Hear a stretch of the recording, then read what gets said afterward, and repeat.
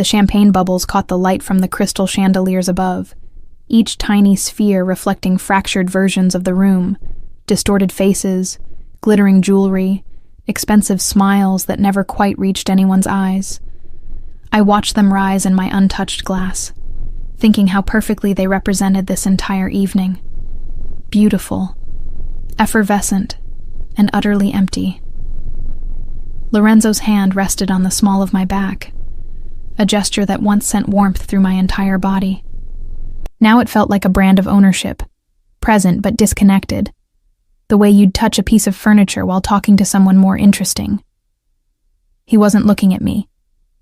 He hadn't looked at me, really looked at me, in months. Mr. Vitali, we were just discussing the waterfront expansion, a man in a navy suit said, his cologne so aggressive it made my eyes water. I'd learned to identify the different scents of Lorenzo's business associates by now. This one smelled like cedar and desperation, probably trying too hard to impress. Your input would be invaluable. Lorenzo's fingers tightened slightly against my back. Not affection, just acknowledgement that I existed as an accessory to be repositioned. Elena, Cara, would you excuse me for a moment? Cara, dear. The Italian endearment had once made my heart flutter. Now it was just a verbal tick, as automatic and meaningless as a cough. I smiled the way I'd perfected over 3 years of marriage. Lips curved, eyes distant. The expression of a woman who'd learned that protest only prolonged the inevitable. Of course, I said, my voice carrying none of the exhaustion that had settled into my bones like sediment.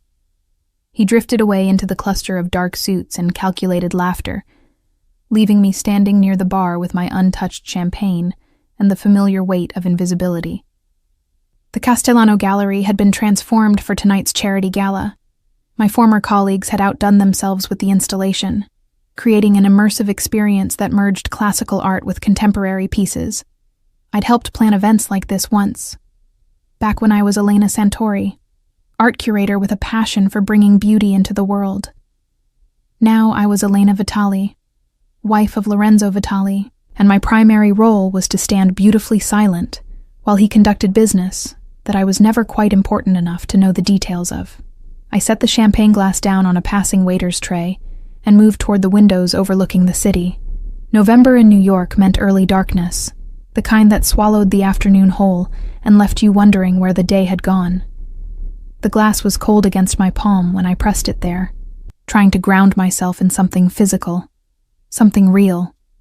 My reflection stared back at me, a woman in a midnight blue Valentino gown that Lorenzo's assistant had selected, diamond earrings that had been his grandmother's, hair swept up in an elegant twist that a professional had spent an hour creating.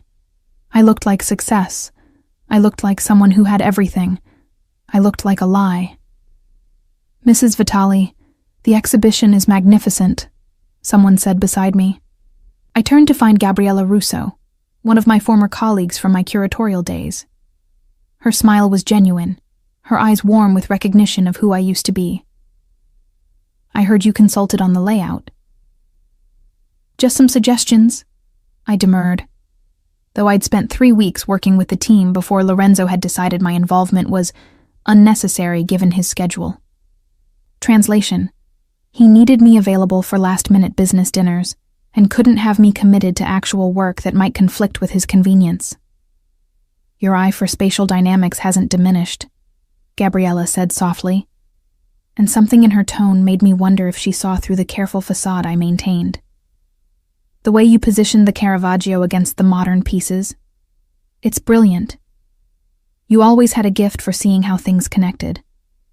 The compliment shouldn't have made my throat tight, but it did. I'd forgotten what it felt like to be seen for something other than my relationship to Lorenzo. Elena.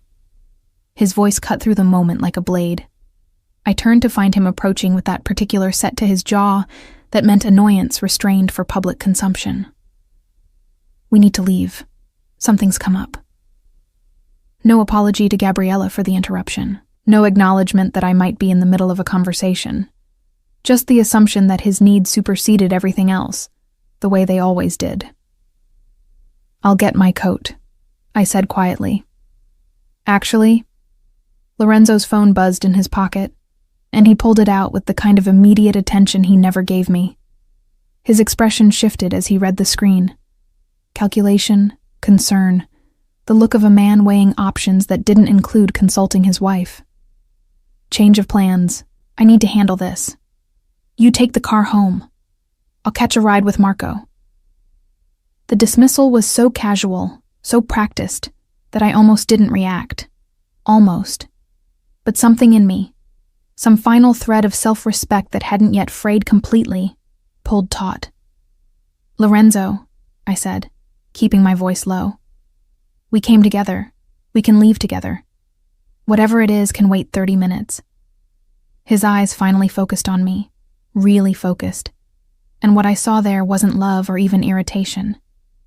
It was indifference masquerading as patience, the look you'd give a child who didn't understand how important grown-up matters were. "Elena, don't be difficult. This is important business." "And I'm your wife," I said, hating how small my voice sounded, how much I'd shrunk myself over the years to fit into the spaces he allowed me. Something flickered across his face. Surprise, maybe, that I was pushing back at all.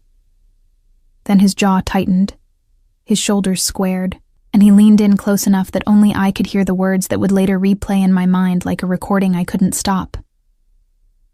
"Then walk home if you need the company so badly. Dio, Elena, you're acting like I'm abandoning you. Grow up." The words landed like physical blows. Around us, the gala continued. Beautiful people in beautiful clothes celebrating beautiful things. No one noticed the small death occurring near the window, the moment when something essential finally broke beyond repair.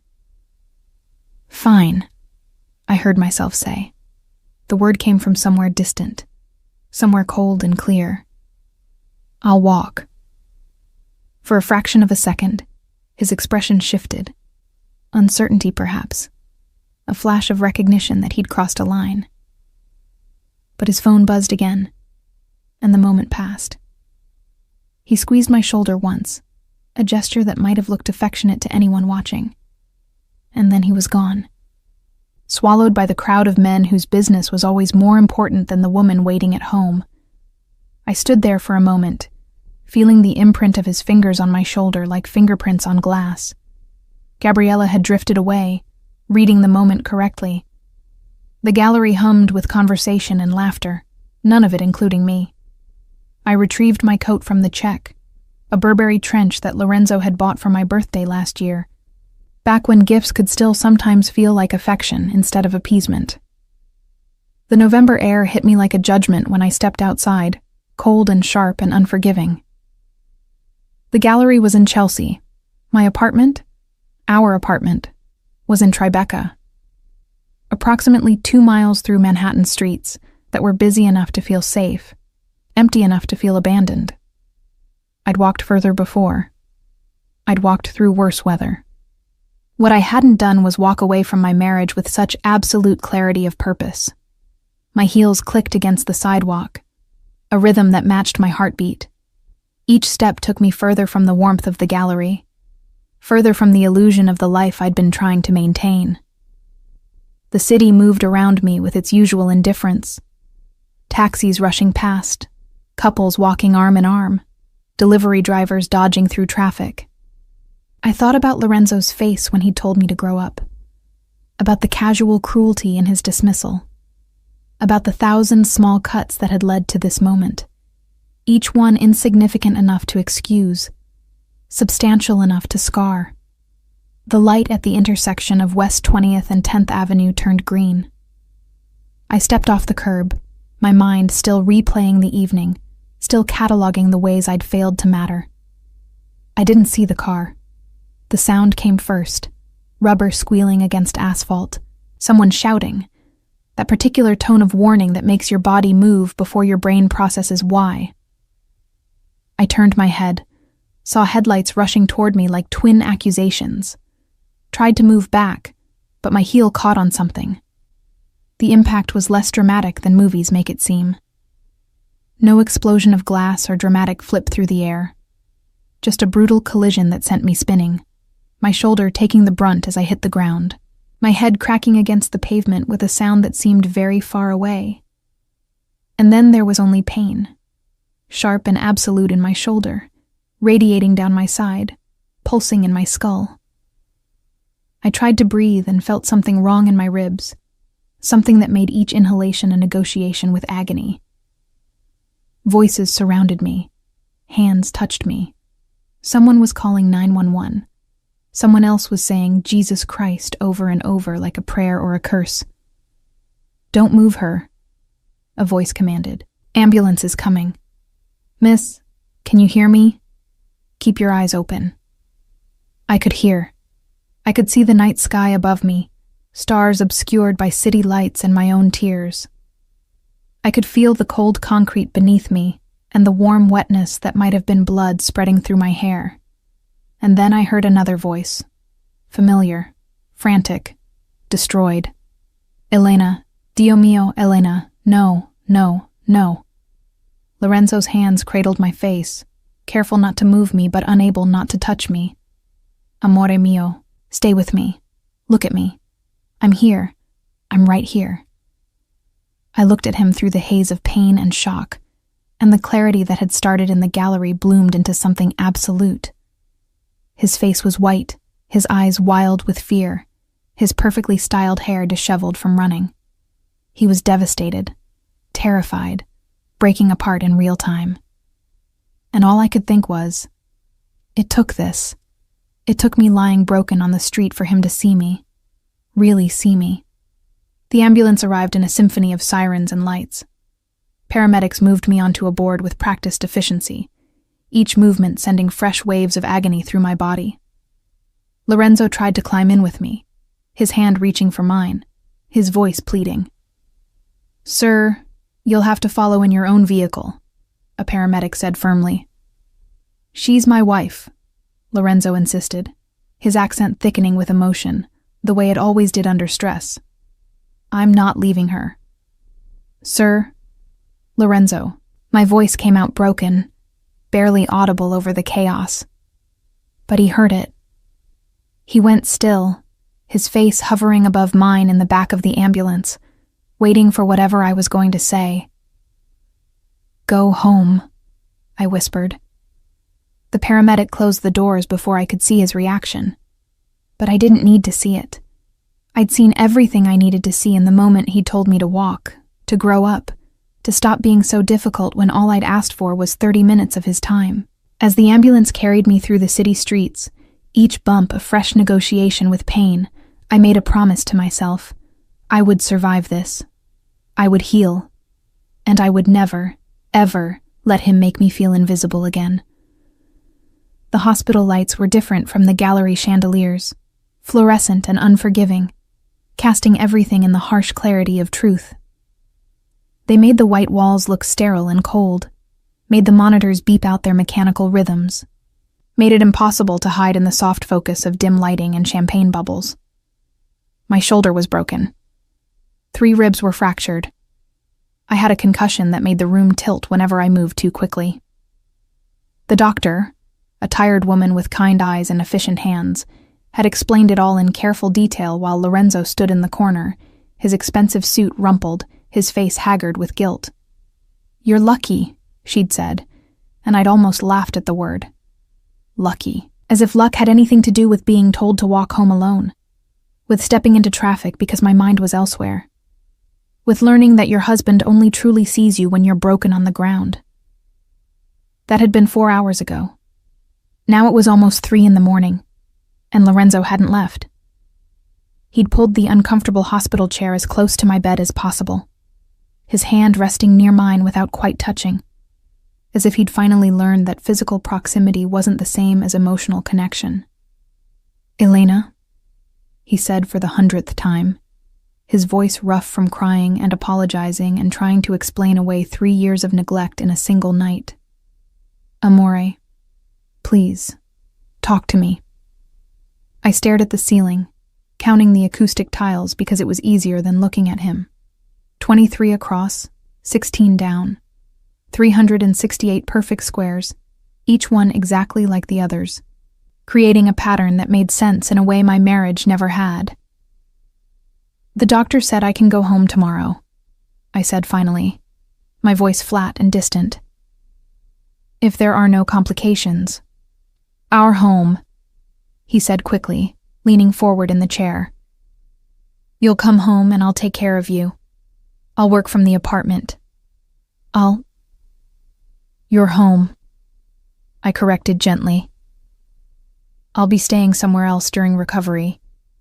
The silence that followed was so complete I could hear the nurses stationed down the hall, could hear the elevator dinging, could hear Lorenzo's sharp intake of breath that sounded like a wound. "What are you saying?" His hand finally moved to touch mine, and I pulled away before he could make contact. The movement sent pain shooting through my shoulder, but it was worth it to see him finally understand what rejection felt like. "I'm saying," I spoke slowly, carefully, each word chosen with the precision I used to use when curating an exhibition, "that I need space, that I need time, that I need to not be in a place where every room reminds me of how invisible I've become." "You're not invisible," he protested, standing now, pacing in the small space like a caged animal. "Dio mio, Elena, you're everything. You're my wife. I'm the woman you told to walk home alone at midnight in Manhattan." The words came out sharper than I intended, edged with all the pain that had nothing to do with broken bones. "I'm the woman whose company was so worthless to you that you literally suggested I trek 2 miles through the city rather than spend 30 minutes in a car with me." He stopped pacing, his back to me, his shoulders hunched in a way I'd never seen before. Lorenzo Vitali, who moved through the world with the confidence of a man who always knew he was the most dangerous person in any room, suddenly looked small. "I didn't think," he said, his voice breaking. "I wasn't thinking. The call was from Marco about the shipment issue, and I defaulted to work mode. I didn't mean—" "You never mean to," I interrupted. "You never mean to cancel our anniversary dinner. You never mean to forget my birthday. You never mean to spend every evening on your phone while I sit across from you trying to remember what we used to talk about before your business consumed everything." He turned then, and the devastation in his face was so complete, so genuine, that some part of me, the part that had loved him desperately once, ached in response. His eyes were red-rimmed, his hair falling across his forehead in a way that made him look younger, more vulnerable. "Tell me how to fix this," he begged. "Tell me what to do, and I'll do it. I'll change. I'll be better. Lorenzo." I said his name like a period at the end of a sentence, final and absolute. "You can't fix this tonight. You can't fix it with promises or panic or guilt. You can't fix 3 years of making me feel like an afterthought with 1 night of fear, because you almost lost me." "But I am losing you," he said, the words raw and desperate. "I can feel it. You're slipping away, and I don't know how to hold on." "Then let go," I whispered. "Let me go." The monitors beeped their steady rhythm, measuring heartbeats and oxygen levels, quantifying the ways my body was functioning even as everything else fell apart. A nurse poked her head in, took in the scene, the crying man, the emotionless patient, and retreated without comment. "I can't," Lorenzo said simply. "You're asking me to cut out my own heart." "No," I corrected, turning my head to finally look at him directly, ignoring the way the movement made the room spin. "I'm asking you to understand that you already did that to me. Slowly. Over 3 years of being second place to business calls and late-night meetings and associates who always seemed more important than the woman who promised to love you forever."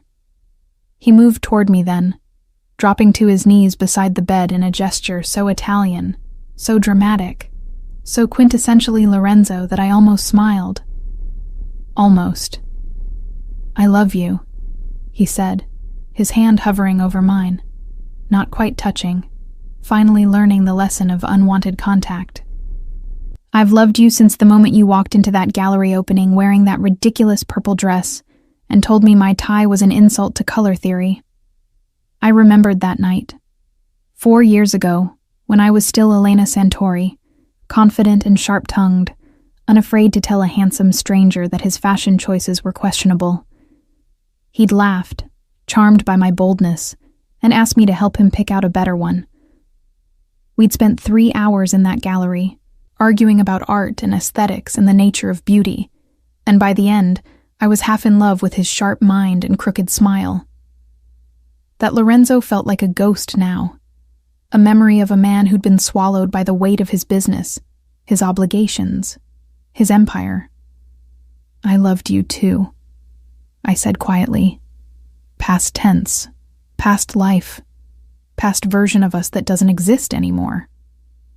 "Then we'll find it again," he insisted, his voice thick with determination. "We'll go back to that gallery. Start over. Rebuild."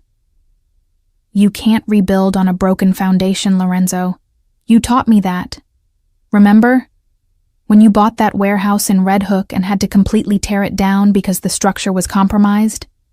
You said trying to fix it would cost more than starting fresh."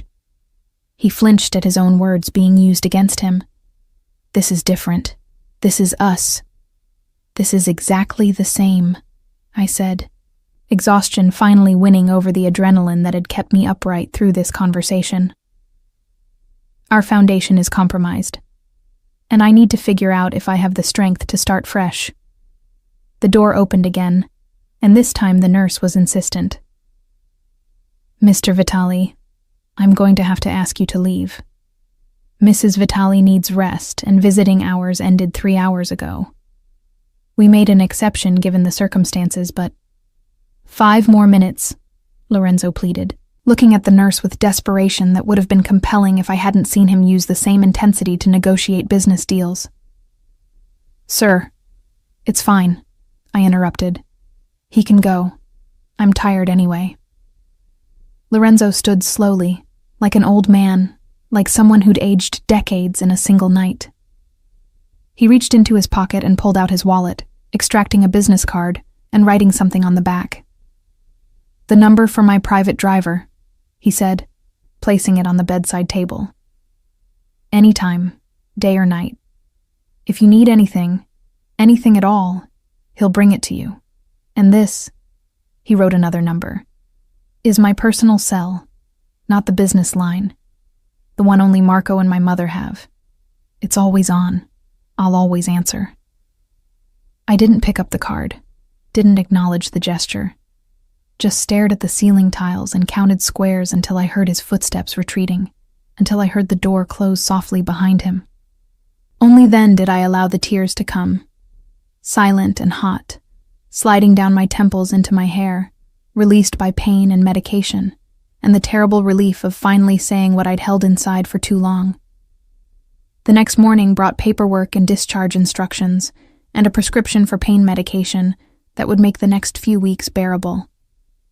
It also brought my phone, which had been recovered from the accident scene and was now full of missed calls and messages. 47 from Lorenzo, 15 from Marco, his right-hand man, 8 from his mother, Katerina, and 1 from a number I hadn't seen in months.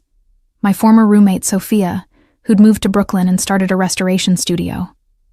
I called Sophia first. "Elena?" Her voice was thick with sleep, alarm replacing grogginess quickly. "Dio mio, I saw the news this morning. They said there was an accident in Chelsea last night, and I thought, are you okay? Where are you?"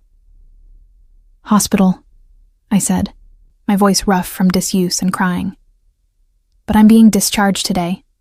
Sophia, I need a favor." "Anything, name it." "Do you still have that spare room above your studio? The one you were going to rent out?" Silence. Then carefully, "Yes, but Elena, shouldn't you be going home? Lorenzo must be—" "I can't go back there," I interrupted. "Not yet. Maybe not ever. I just need somewhere quiet to heal.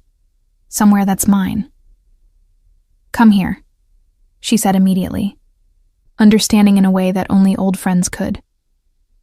Come home to us, for however long you need. I closed my eyes, feeling something like hope flickering in the wreckage. Thank you. When the nurse wheeled me out to the hospital entrance, I half expected Lorenzo to be waiting, but he wasn't. Just a black town car with tinted windows and a driver holding a sign with my name. Lorenzo's private driver, the one he'd promised would always be available. I almost laughed at the irony. Even now, even in his absence, he was trying to take care of me in the only way he knew how, through money and resources and the trappings of his power. I gave the driver Sophia's address in Brooklyn. He didn't ask questions, didn't comment on the fact that it wasn't the Tribeca apartment, just nodded and opened the door, helping me in with careful hands that were mindful of my injuries. As we drove through the city, past the gallery where everything had broken, past the intersection where I'd been hit, I felt something settling in my chest. Not peace. It was too soon for that. But a kind of quiet resolve. I was 28 years old. I was injured, but alive.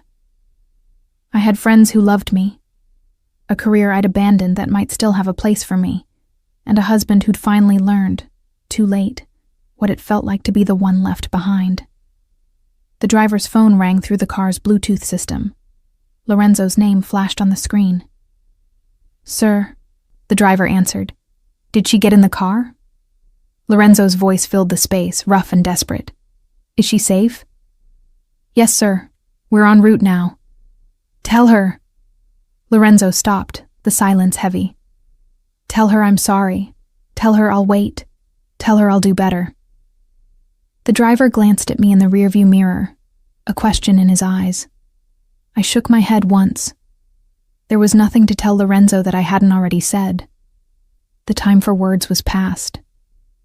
Now there was only action, consequence, and the long, difficult work of figuring out who Elena Vitali was when she wasn't defined by being Lorenzo's wife. She heard you, sir, the driver said diplomatically. As we crossed into Brooklyn, leaving Manhattan and Lorenzo, and 3 years of slow dissolution behind, I pressed my hand carefully against my broken shoulder and felt, for the first time in years, like I was moving toward something instead of being slowly pulled under. Sophia's restoration studio occupied the ground floor of a converted warehouse in Greenpoint, the kind of Brooklyn neighborhood that had been rough 30 years ago and was now gentrifying so fast you could watch the change happen in real time. The spare room above it was accessed by an external staircase, wrought iron that rang under my feet as the driver helped me up, each step a negotiation between my injured ribs and my desperate need for independence. The room was exactly what I needed. Small, clean, flooded with northern light from industrial windows that overlooked the East River. A bed, a dresser, a kitchenette that was really just a hot plate and a sink. No history, no ghosts, no memories of being slowly erased. It's perfect, I told Sophia, who hovered anxiously as I lowered myself onto the bed with a gasp that I tried to swallow. It's a shoebox, she corrected, her dark curls escaping from the messy bun she always wore when working. But it's yours for as long as you need it. No rent, no questions, no... I'll pay rent, I interrupted. I'm not a charity case. Elena, I need to do this myself, I said, hearing the edge in my voice and trying to soften it. Please, let me do something myself. She studied me for a long moment, her artist's eyes seeing too much, then nodded. We'll figure it out. For now, rest. I'll bring soup later. After she left, I sat on the edge of the bed and stared at my phone. The messages from Lorenzo had stopped, not because he'd given up, but because he'd switched tactics. Now the messages came from his mother. Elena, figlia mia. Lorenzo told me what happened. I'm lighting candles for your recovery. When you're ready to talk, I'm here. Please don't make hasty decisions while you're in pain. Pain clouds judgment. He's devastated, Elena. I've never seen my son like this, give him a chance to prove he can change. I deleted them all without responding. Katerina Vitali was a force of nature. Warm, fierce, infinitely skilled at emotional manipulation, disguised as maternal concern. She'd welcomed me into the family with genuine joy, had taken me to her favorite trattorias, had taught me to make Lorenzo's favorite pasta from scratch. But her loyalty would always belong to her son first. The pain medication made my thoughts fuzzy, made the afternoon bleed into evening without clear boundaries. I slept fitfully, waking to the sound of boats on the river, to the distant rumble of the subway, to Sophia climbing the stairs with promised soup, and a look that said she wanted to ask 1,000 questions but wouldn't. 3 days passed in that hazy rhythm. Sleep, medication, small movements around the room that left me breathless. Sophia checked on me regularly, but gave me space, understanding what I needed even when I couldn't articulate it myself. On the 4th day, I woke feeling clearer. The pain was still there, but had dulled to something manageable, something that didn't consume all my attention. I showered carefully, avoiding getting the dressing on my shoulder wet, and looked at my reflection in the small mirror above the sink. The woman staring back at me was a stranger, paler, thinner, purple bruises blooming across her collarbone like grotesque flowers. But her eyes were focused in a way they hadn't been in years. I was sitting by the window, watching tugboats guide a container ship down the river, when the nausea hit. It came in a wave so sudden and absolute that I barely made it to the bathroom before vomiting up the tea and toast Sophia had brought earlier. When it passed, I sat on the cold tile floor, my forehead pressed against the wall, wondering if it was the pain medication or stress or... The thought crystallized slowly, reluctantly, like ice forming on water. When was my last period? I counted back through the haze of hospital days and accident trauma and pre-accident numbness. 6 weeks. Maybe 7. I'd been so consumed with trying to salvage my marriage that I hadn't noticed. I pulled out my phone with shaking hands and ordered a pregnancy test from a pharmacy that promised delivery within an hour. Then I sat on the bathroom floor and cried, not from pain or fear or grief, but from the sheer cosmic irony of it all. The universe had a wicked sense of timing. The test was positive. Both tests. All 3 tests I'd had them send because I couldn't believe it the first time, the second time, even the 3rd time when the lines appeared with damning clarity. I was pregnant with Lorenzo Vitali's child. I'd spent 3 years trying to get pregnant, back when I still believed a baby might bring us closer, might remind Lorenzo of why he'd fallen in love with me. We'd stopped trying about a year ago, not because we'd officially decided to, but because intimate moments had become so rare that prevention seemed unnecessary. And now, when I'd finally found the courage to leave, to draw a line in the sand and say enough. Now, when I was sitting in a spare room above a restoration studio, counting bruises and broken bones and trying to figure out who I was without him. Now there was a cluster of cells dividing inside me, oblivious to the wreckage of my marriage, to the impossibility of its timing, to the way it changed everything and nothing simultaneously. I called Lorenzo, not because I wanted to, but because he deserved to know, and because putting it off would only make it harder. He answered before the first ring finished. Elena. Dio mio. Elena. Are you okay? Are you hurt? Do you need... I'm pregnant, I said, cutting through his panic. The words landed in the silence like stones dropped in still water. I heard his breath catch, heard the rustle of fabric as he moved, sitting down probably, or standing up, something physical to anchor himself. When he spoke again, his voice was raw with emotion. I couldn't quite parse. Pregnant. I'm pregnant, I repeated. About 7 weeks, I think. I took 3 tests. They're all positive. Are you... He stopped, started again. How are you feeling? Is the baby okay? The accident, did the doctors— I didn't know when I was in the hospital, I said, but I'll make an appointment. Get checked. Make sure everything's fine. I'll come with you, he said immediately. To the appointment. I'll cancel everything. Lorenzo. I said his name like a stop sign. I'm telling you because you have a right to know. But this doesn't change what I said in the hospital. This doesn't fix us. It's our child, Elena. Our baby. How can that not change? Because a baby isn't a Band-Aid, I interrupted, my voice sharper than I intended. A baby isn't a solution to a broken marriage. It's a human being who deserves parents who can coexist in the same room without one of them feeling invisible.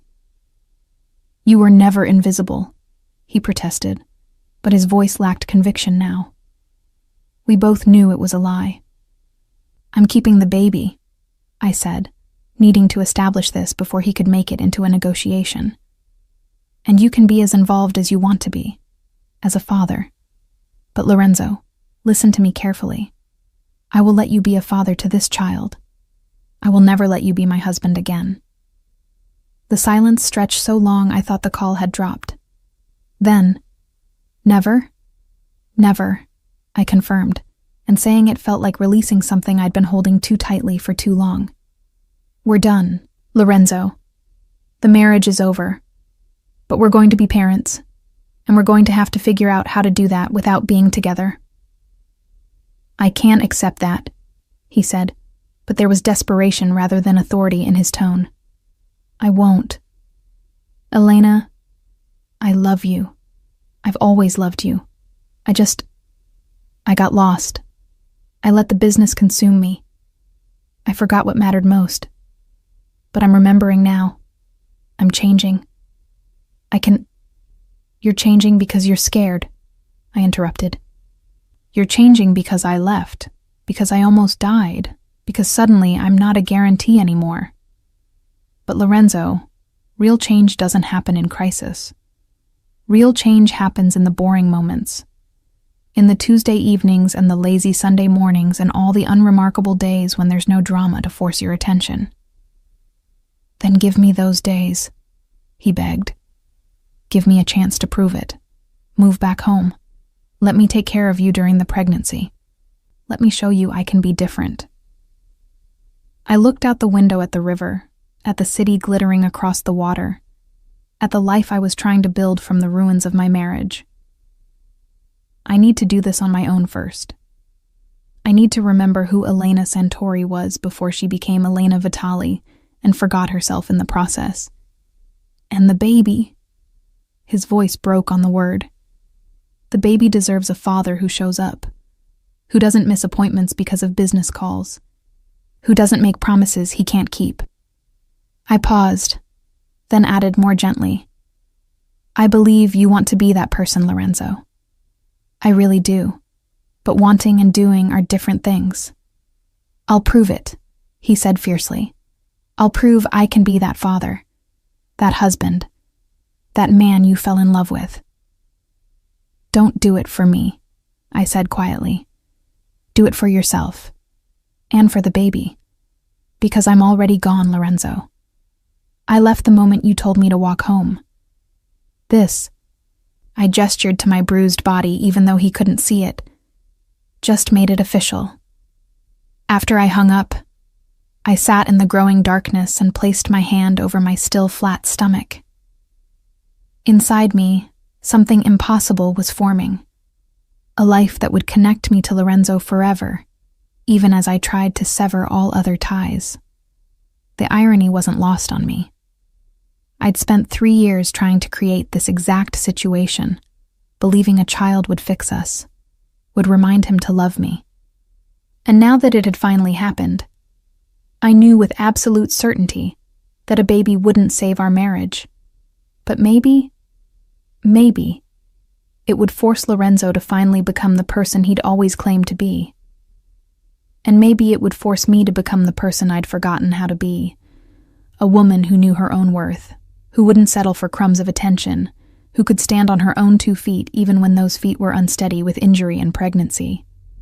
My phone buzzed with a text from Sophia. Coming up with dinner. No nausea-inducing smells. I promise. I smiled despite everything. This was what I needed. Friends who knew me, who had known me before Lorenzo, who remembered Elena Santori, the art curator with strong opinions and stronger boundaries. That woman had gotten lost somewhere in 3 years of trying to make herself smaller, quieter, more convenient. But she was still there, underneath the bruises and broken bones and complicated pregnancy. And I was going to find her again. Even if it meant walking through the darkness alone, I was finally moving toward my own light. The first ultrasound appointment was scheduled for a cold December morning, exactly 2 weeks after I'd taken those 3 damning pregnancy tests. I'd agonized over whether to tell Lorenzo the date and time, finally deciding that despite everything, he deserved to be there for this. He arrived at the clinic 15 minutes early. I knew because I watched from the window of the waiting room as his car pulled up. Not the usual Blacktown car, but a silver SUV that looked practical and normal and utterly unlike him. He emerged wearing jeans and a sweater instead of his usual suits, looking somehow both less intimidating and more vulnerable. When he walked into the waiting room and saw me, everything in his face rearranged itself around relief and longing and careful restraint. He'd learned, in these 2 weeks of me not answering most of his calls, that overwhelming me with emotion only pushed me further away. "Elena," he said softly, sitting in the chair beside me but leaving space between us. "Thank you for letting me come." "It's your baby too," I replied, keeping my voice neutral. I'd practiced this, the tone that was neither warm nor cold, that established boundaries without being cruel. "How are you feeling? The nausea, is it—" "Manageable," I interrupted. "Sophia's been making me ginger tea. It helps." The mention of Sophia made his jaw tighten slightly. Not anger, but the recognition that someone else was taking care of me, filling the role he'd abdicated. But he didn't comment, didn't try to insert himself. Just nodded and looked down at his hands. We sat in silence until the nurse called my name. Lorenzo stood when I did, his hand hovering near my elbow without quite touching, a gesture of support that respected my need for space. The ultrasound room was warm and dark, lit only by the glow of the monitor. The technician, a cheerful woman in her 50s with kind eyes, helped me lie back on the exam table and rolled up my shirt to expose my stomach. "Okay, this will be cold," she warned, squeezing gel onto my abdomen. The sensor pressed against my skin, and the room filled with a sound like ocean waves. Rhythmic, insistent, impossible. "There," the technician said, pointing to a flickering spot on the screen. "That's your baby's heartbeat." I stared at the grainy black and white image, at the tiny bean-shaped shadow that was somehow, impossibly, a person. A life. A future I hadn't planned but was now responsible for. "It's so small," I whispered. "About the size of a blueberry right now," the technician said with a smile. "But growing every day. Based on these measurements, I'd say you're about 8 weeks along. Everything looks good. Heartbeat is strong. Development is right on track." I felt Lorenzo's hand find mine, his fingers interlacing with mine with a certainty I hadn't felt from him in years. This time, I didn't pull away. Not because I'd forgiven him or changed my mind, but because in this moment, looking at the life we'd created together, I could acknowledge what we'd been to each other before everything fell apart. "Can you print an image?" Lorenzo asked, his voice thick with emotion. The technician smiled and pressed a button. "Of course." After the appointment, we stood on the sidewalk outside the clinic, the winter air biting at exposed skin. Lorenzo held the ultrasound image like it was something sacred, his thumb tracing the edge of the paper. "Elena," he said finally, "I know you meant what you said. About us being over. But this baby, he gestured to the image. This baby needs stability, a home, both parents. The baby will have both parents, I said firmly. Just not married ones. Plenty of children have co-parents who aren't together. It's not ideal, but it's better than growing up watching their parents destroy each other slowly. Is that what we were doing? He asked, looking at me with those dark eyes that had once made my heart race. Destroying each other? You were destroying me, I corrected gently. I don't think you meant to. I don't think you even realized you were doing it. But Lorenzo, every time you chose a phone call over a conversation, every time you canceled plans for business, every time you made me feel like I was competing for last place in your priority list, it was another small death. He flinched like I'd struck him. I thought I was building something for us. The business, the money, the security. I thought if I could just make everything perfect. I didn't need perfect, I interrupted. I needed present. I needed you to look at me the way you looked at your phone. I needed to matter as much as your next deal. You mattered more, he insisted. You matter more than anything. I didn't know how to show it. My father, he taught me that providing was love, that building an empire for your family was how you proved devotion. I thought, your father was wrong, I said, not unkindly. Or maybe he was right for his time, for his marriage.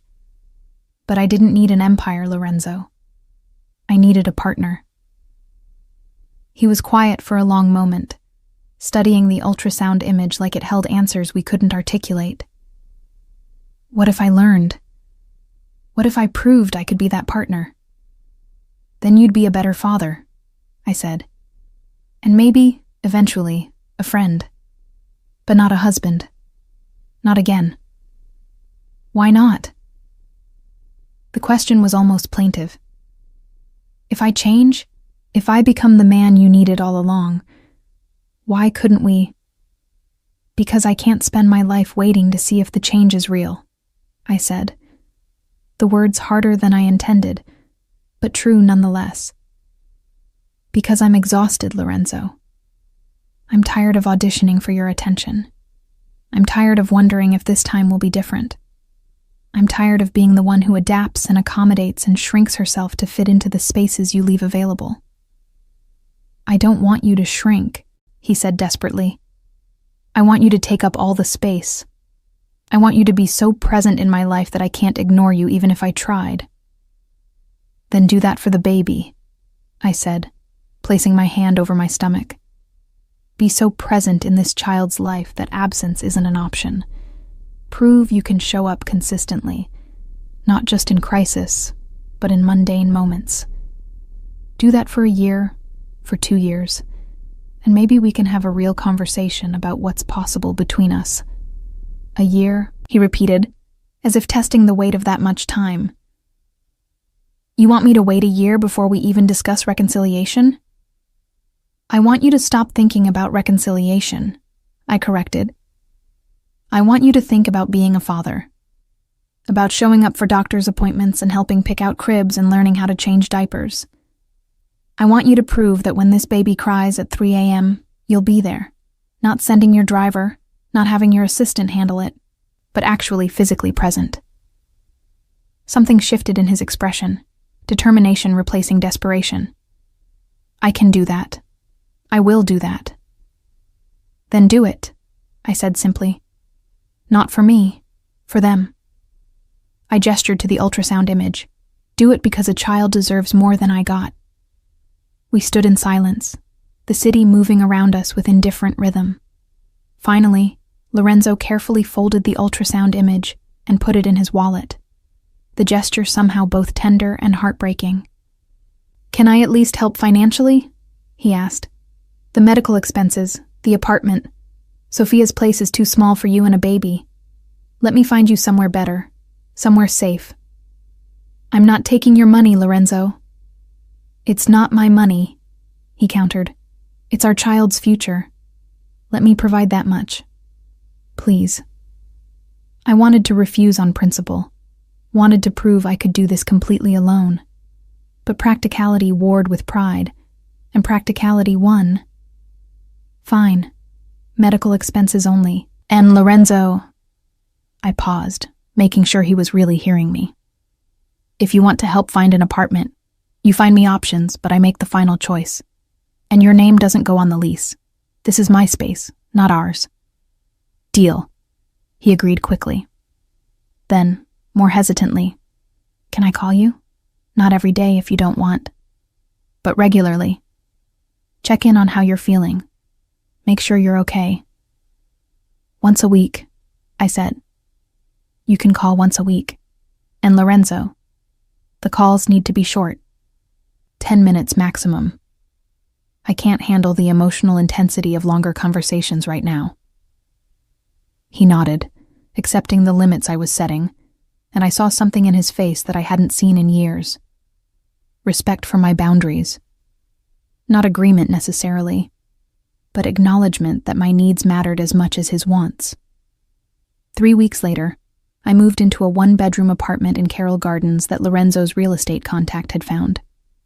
It was small but bright, with hardwood floors and a tiny balcony overlooking a tree-lined street. The rent was reasonable enough that I could afford it with the freelance consulting work I'd started taking on from galleries and private collectors. Lorenzo had wanted to furnish it for me, but I'd refused. The only things I accepted were a crib, still in its box, waiting for assembly, and a glider chair for nursing that his mother had insisted on buying.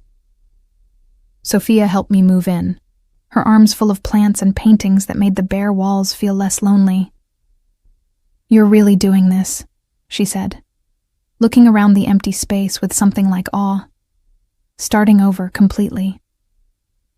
"I don't have a choice," I replied, unpacking the few belongings I'd accumulated in the past month.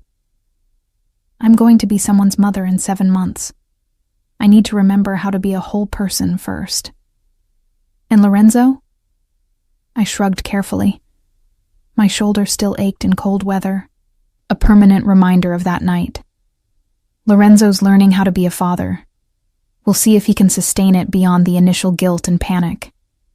But even as I said it, I noticed small changes in our weekly phone calls.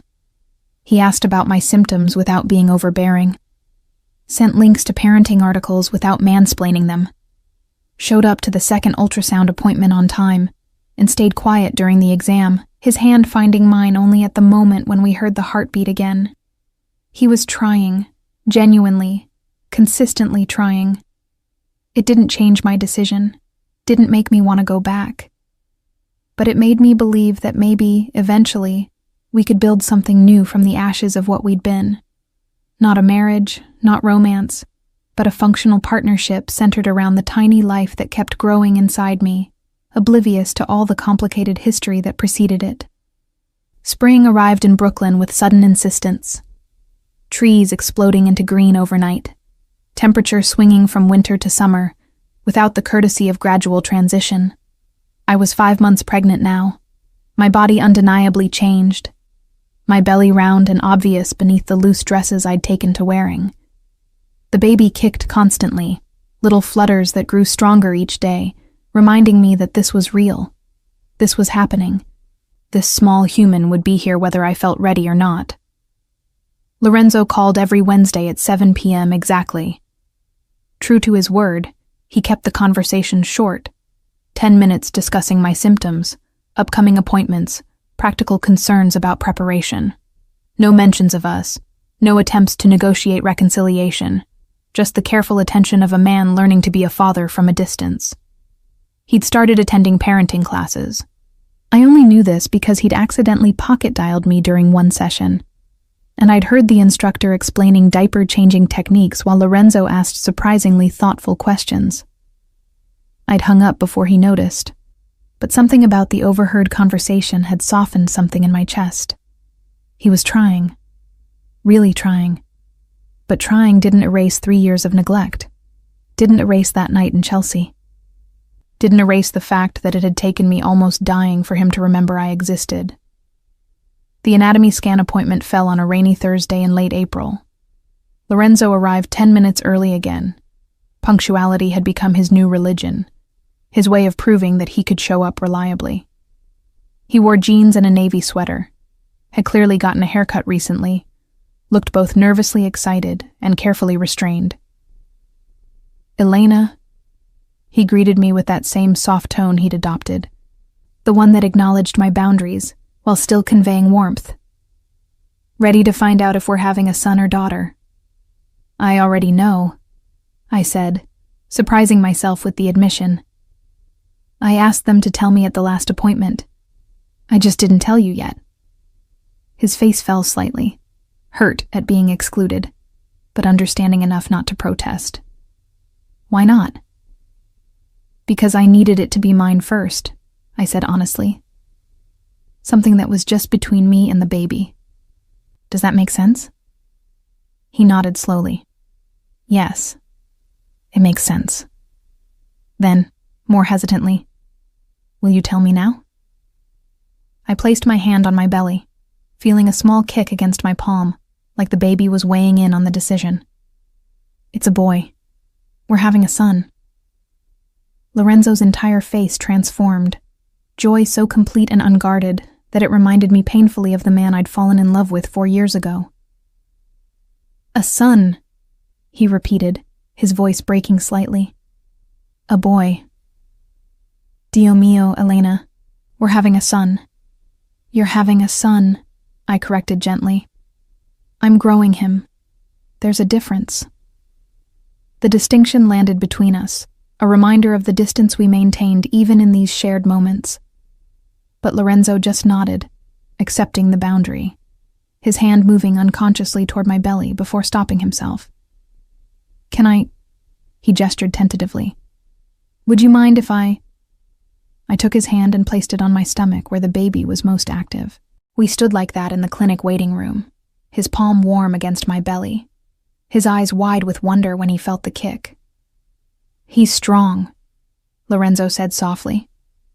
"Already so strong." "Like his father," I said, then added quickly, "physically. Let's hope he gets better emotional intelligence." Lorenzo laughed, actually laughed, and the sound was so unexpected, so genuine, that I found myself smiling despite my determination to maintain distance. "Fair assessment," he admitted. "What about a name? Have you thought about it?" "I've thought about it," I confirmed, "but I'm not ready to share yet. It still feels too new, too vulnerable." "Tell me when you're ready then," he said, removing his hand from my belly with obvious reluctance. "I can wait." The technician called us in before I could respond, and the next 30 minutes were consumed with measurements and images and medical terminology that confirmed what I already knew.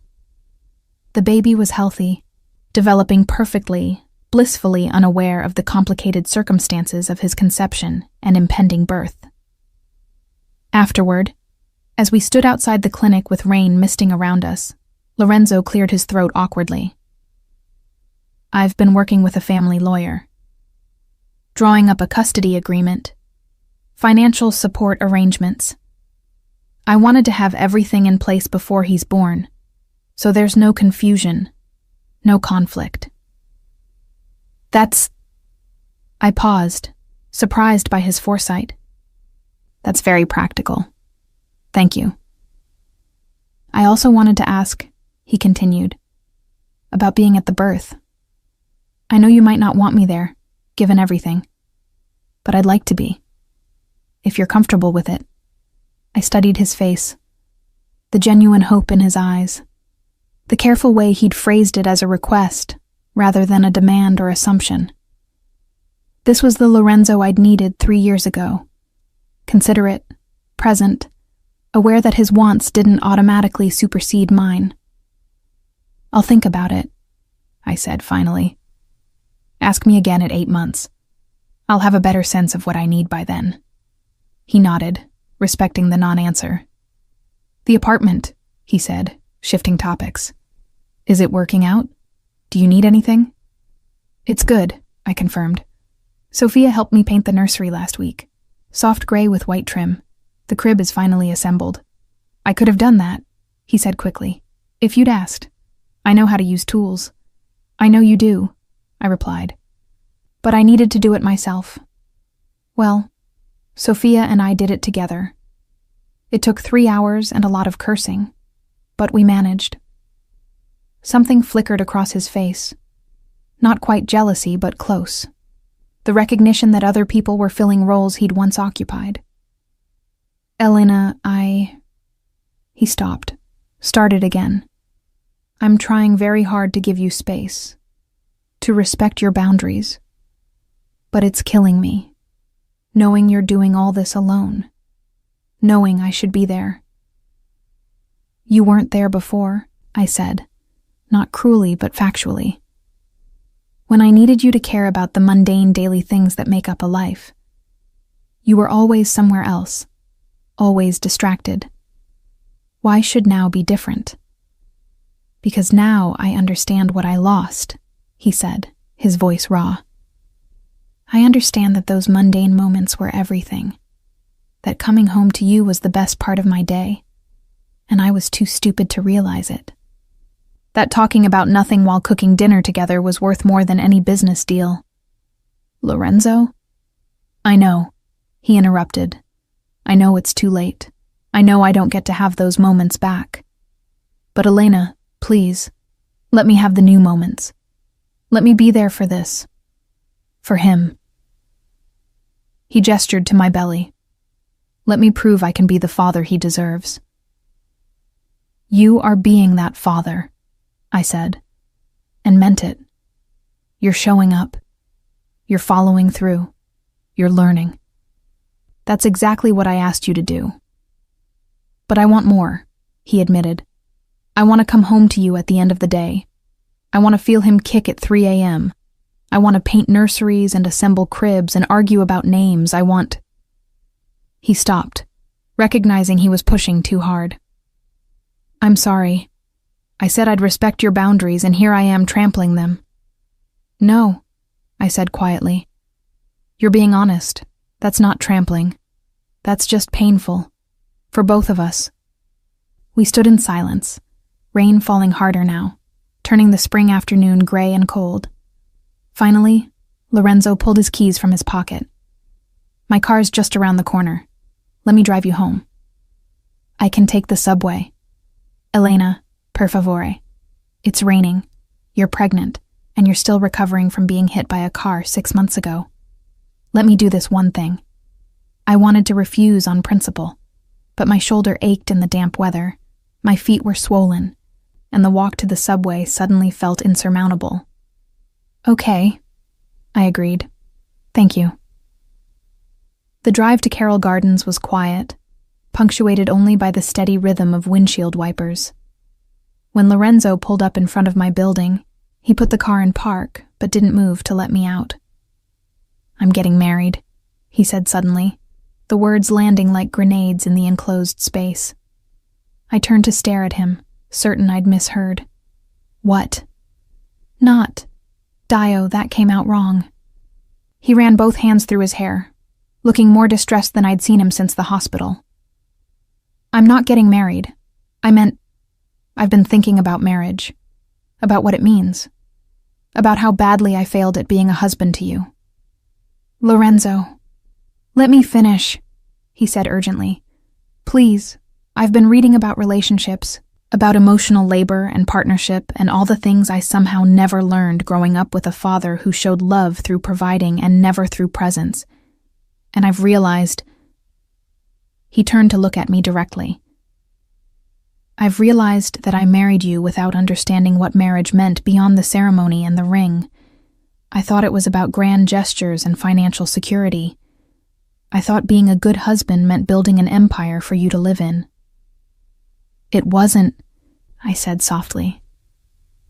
It wasn't, he agreed.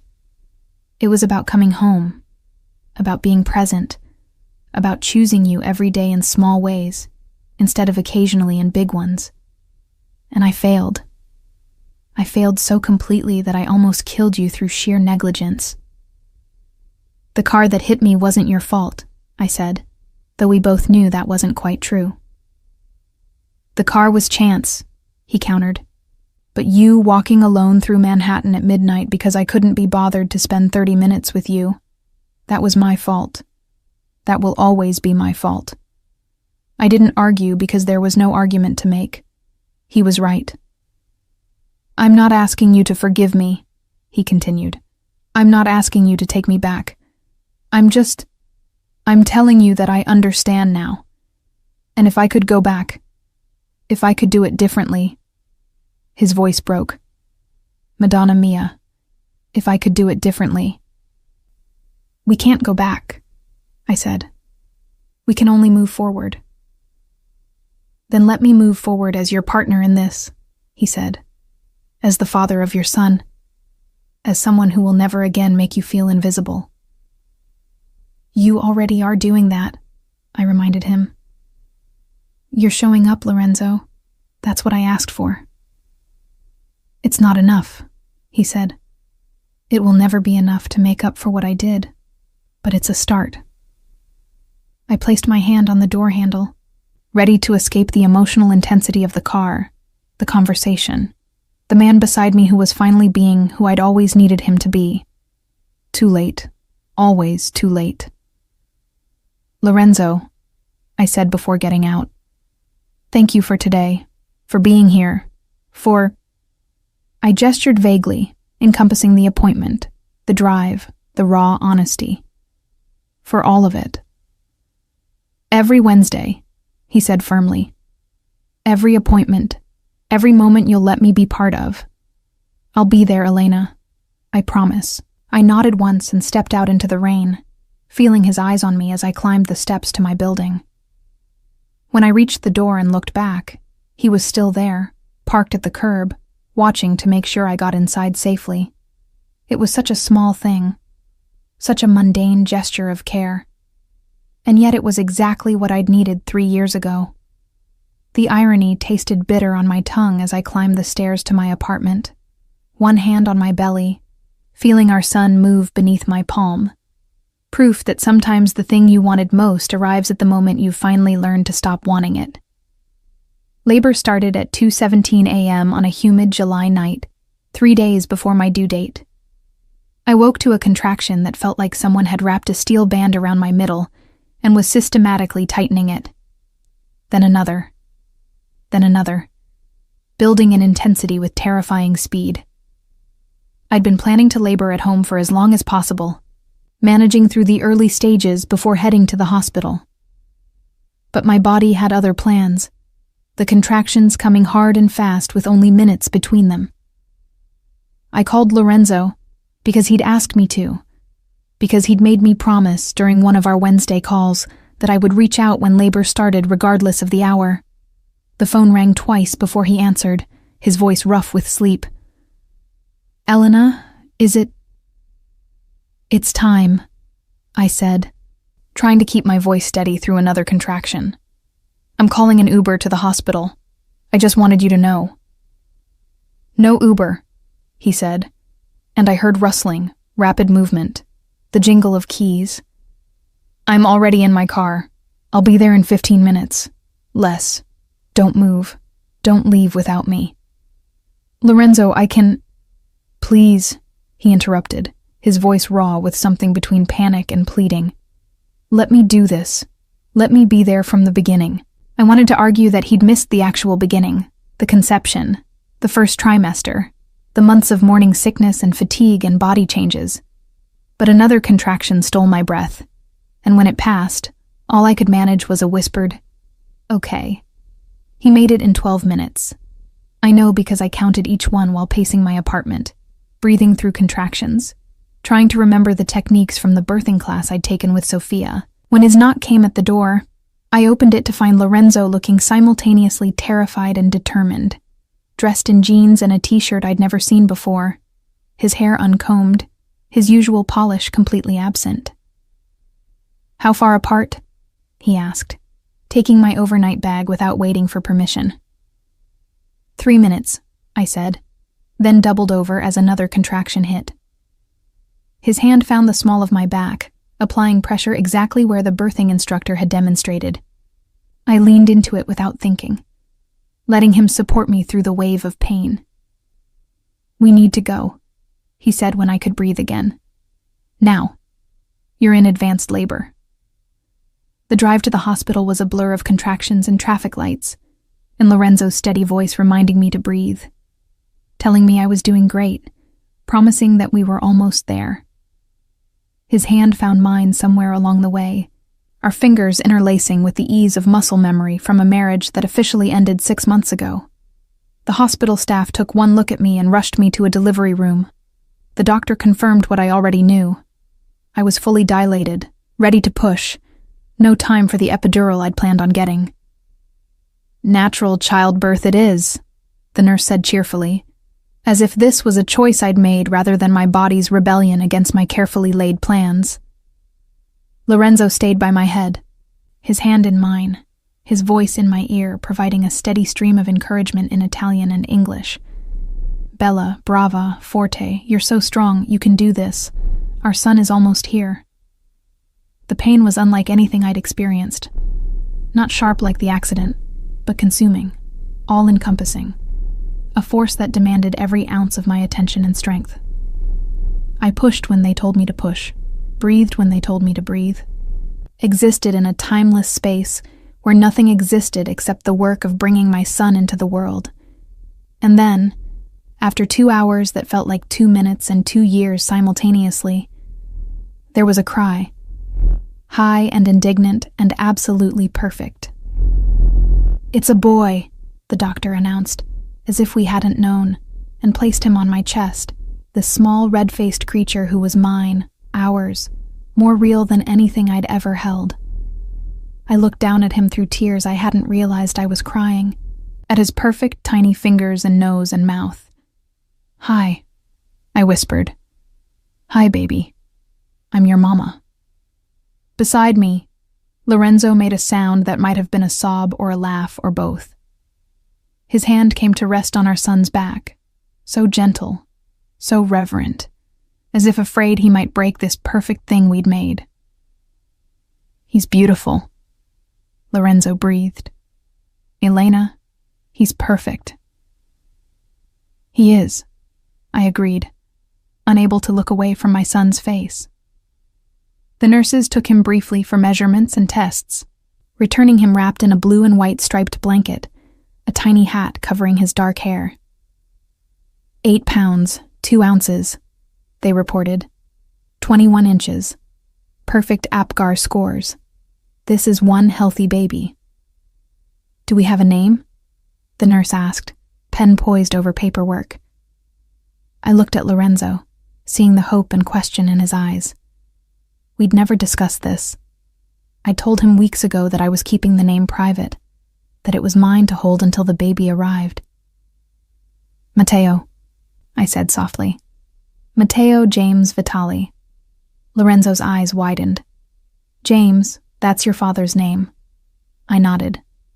"And Matteo because it means gift of God, which he is, despite everything, despite all the ways his arrival was unexpected and complicated.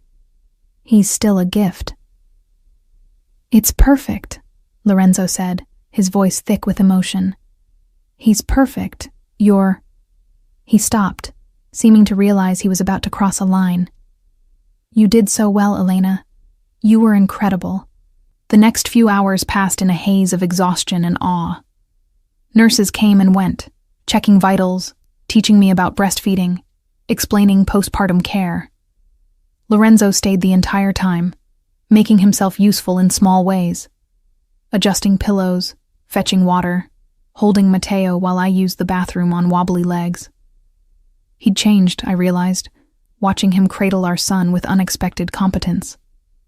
The man who'd once been too important to take my call was now sitting in an uncomfortable hospital chair, cooing at our baby in melodic Italian, completely absorbed in this tiny person who didn't care about business empires or power dynamics. "He has your eyes," I observed, watching Matteo blink up at Lorenzo with unfocused newborn awareness. "And your nose," Lorenzo countered. "And hopefully your kindness, your patience, your strength." Lorenzo. I know, he said quickly. I know you don't want to hear this. But Elena, watching you bring him into the world, seeing the way you look at him. He paused, seeming to struggle for words. I understand now why you couldn't come back, why the marriage couldn't survive. You deserved this version of me all along. The one who shows up, who stays, who thinks you're the most important person in the room. You're being this version for him, I said, nodding toward Matteo. That's what matters. I'm being this version because of you, he corrected. Because you taught me what it costs when I'm not. Because you loved me enough to leave when I wasn't being the man I should have been. I didn't know how to respond to that. Didn't know if it was possible to separate the man he was becoming from the wreckage of what we'd been. Sophia arrived around noon, bursting into the room with flowers and tears and exclamations in rapid Italian that made Lorenzo laugh. She held Matteo like he was made of glass, cooing over his perfect features, then fixing me with a knowing look. He's been here the whole time? She asked in English, nodding toward Lorenzo.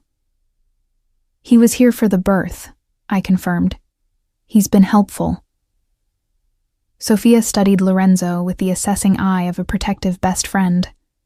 See that you continue being helpful. Midnight diaper changes, 3 a.m. feedings, all of it. I will, Lorenzo promised. Whatever Elena needs, whatever Matteo needs. Not just when it's convenient, Sophia pressed. Not just until the novelty wears off. Children need consistent presence, not dramatic gestures. I understand, Lorenzo said seriously. I'm not going anywhere. After Sophia left, promising to bring proper Italian food later because hospital food is an insult, Lorenzo and I sat in quiet companionship, taking turns holding Matteo, marveling at how something so small could so completely rearrange the universe. I should go, Lorenzo said eventually, reluctance clear in his voice. Let you rest. I'll come back this evening?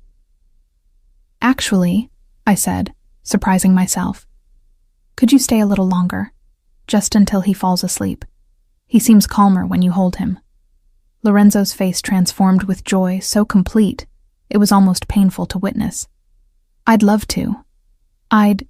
Yes, of course. He settled back into the chair, Matteo cradled against his chest, and started singing softly in Italian. A lullaby I dimly remembered him mentioning once, something his mother used to sing. His voice was surprisingly good, melodic and gentle, and I watched our son's eyes gradually close, his tiny face relaxing into sleep against his father's heartbeat. I must have dozed off because I woke to find the room dim, late afternoon sun filtering through partially closed blinds. Lorenzo was still there, still holding Matteo, now talking quietly on his phone in Italian. Something about rescheduling meetings, working remotely, family priorities. When he noticed I was awake, he ended the call quickly. Sorry, I tried to be quiet. It's okay, I said, stretching carefully, feeling the soreness of childbirth in every muscle. What were you telling them? That I'll be working from home for the next 2 weeks, he said. That all meetings need to be rescheduled or conducted virtually. That my son was just born, and he's my priority right now. Lorenzo, you don't have to. Yes, I do, he interrupted firmly. Not because you're asking, because this is what fathers do. They show up, they prioritize, they make it clear that nothing is more important than their family. We're not. I stopped, correcting myself. You and I aren't a family anymore. Not in that way. No, he agreed. But Matteo and I are family. And you and Matteo are family. And that makes us... He paused, searching for the right word. Connected. Permanently and irrevocably connected. It wasn't the declaration of love I might have wanted years ago. It wasn't a promise of reconciliation or renewed romance. But it was something perhaps more valuable. a promise of presence, of co-parenting, of showing up not just during the dramatic moments, but through all the mundane, exhausting days that make up a life. Connected, I repeated, testing the word. I can work with connected. Over the following weeks, Lorenzo proved himself in ways I hadn't expected. He came by the apartment daily, not to pressure or plead, but to help, to hold Mateo while I showered, to change diapers and learn the intricacies of swaddling, to sit quietly while I struggled through the painful early days of breastfeeding, offering water and encouragement without trying to fix what couldn't be fixed. He brought food from his mother, who'd apparently decided that my refusal to reunite with her son didn't negate her claim on her grandson. He assembled the baby swing I'd been putting off. He did middle-of-the-night formula runs when I was too exhausted to leave the apartment. And he never once asked me to reconsider our separation. 6 weeks postpartum, sitting on my couch while Mateo slept in his bassinet, I finally addressed the elephant that had been living in my apartment since the night he was born. "You've kept your promise," I said, "about showing up, about being present." Lorenzo looked up from his phone where he'd been researching developmental milestones. "Of course, I told you I would." "You did," I acknowledged, "and I appreciate it, more than I can articulate. But Lorenzo, we need to talk about long-term arrangements, custody schedules, your place in Mateo's life as he grows." Something flickered in his eyes. Hope, maybe, quickly suppressed. "What are you suggesting?" "Joint custody," I said. "Equal time, equal input on major decisions. He should know both of us, spend real time with both of us. Not just visits, but actual living time." "And us?" Lorenzo asked quietly. "What about us?" I looked at him sitting in my living room. This man I'd married and left. This man who'd finally learned too late what I'd needed all along. "There is no us," I said gently. "Not romantically, not as a couple. But Lorenzo, there's something else. Something maybe better. I don't understand." "We can be partners," I explained. "Co-parents who respect each other, who communicate well, who put Mateo first. We can be friends eventually if we work at it. We can build something new instead of trying to resuscitate what died." "You're saying it's really over," he said, not as a question but as an acceptance. "That no matter how much I change, no matter how present I am, you'll never—" "I'm saying that I've grieved what we were," I interrupted. "I've mourned it and let it go. And I can't go back to that, Lorenzo. I can't risk losing myself again." He was quiet for a long moment, watching Mateo sleep with an expression that was equal parts love and loss. "You're right," he said finally. "About all of it. I'd hoped that maybe, with time." "Hope for a good partnership instead," I suggested. "Hope for a friendship built on mutual respect. Hope for raising a son who sees his parents treating each other with kindness, even when they're not together." "That's not nothing," he acknowledged. "It's everything that matters," I corrected. As Lorenzo prepared to leave that evening, he stopped at the door, Mateo asleep against his shoulder in that way that only babies can sleep, completely surrendered, totally trusting. "Elena," he said softly, "I want you to know. I'm grateful for this, for the chance to be his father, for not shutting me out completely. I know I didn't earn it." "You're earning it now," I said. "Every day. That's what counts." He nodded once and carefully transferred Mateo to his bassinet with the competence of someone who'd been practicing, who'd watched the YouTube videos and read the books, and genuinely wanted to be good at this. "Wednesday call?" he asked, maintaining our routine. "Wednesday call," I confirmed. After he left, I stood at the window watching the street below, watching Lorenzo pause beside his car to look up at my apartment before driving away. He'd changed.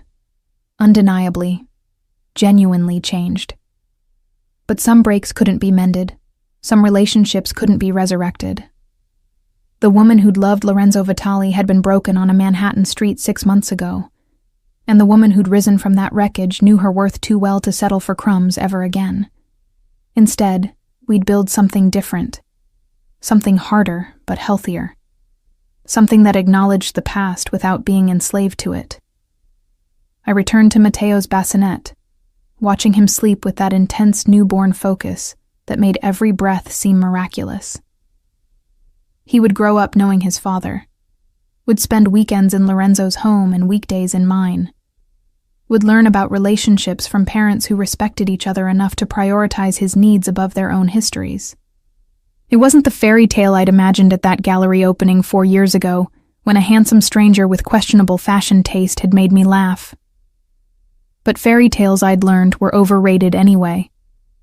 This honest, complicated, carefully negotiated piece was real.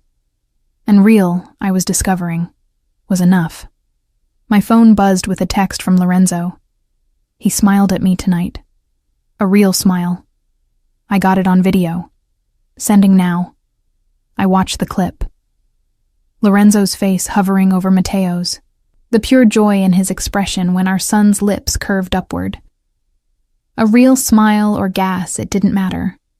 What mattered was the father who was present to see it, to document it, to share it. I sent back a simple response. He loves you. Lorenzo's reply came immediately. Learning to deserve that. Every day, learning. And somehow, impossibly, that was all I needed to hear.